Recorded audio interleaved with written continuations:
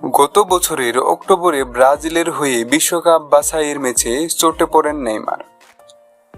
এখনো মাঠের বাইরে আছেন এই ব্রাজিলিয়ান তারকা। তবে সাম্প্রতিক সময়ে আলাদাভাবে অনুশীলনী শুরু করে দিয়েছেন। মাঠে ফেরার ইঙ্গিত অনুশীলনী ফিরলেও অবশ্যই নেইমার পুরোপুরি ফিট হয়ে মাঠে ফিরবেন। পর্তুগিজ সংবাদের মাধ্যমে বলেছে, আগামী বছরের জানুয়ারির আগে নেইমারের মাঠে ফেরার সম্ভাবনা নেই। এইদিকে নেইমারের ক্লাব আল হিলালের কোচ নাকি নেইমারকে নিয়ে সতর্ক থাকতে চান। এদিকে নেইমারের জন্য পরিস্থিতি জটিল করে তুলেছে আল হিলালের এই মৌসুমের দল। সৌদির প্রো লিগের নিয়ম অনুসারে ক্লাবগুলো প্রতি মৌসুমে 8টি বিদেশি খেলোয়াড় নিবন্ধন করতে পারবে, আর নেইমারকে নিয়ে আল হিলাল এর 9টি বিদেশি খেলোয়াড়।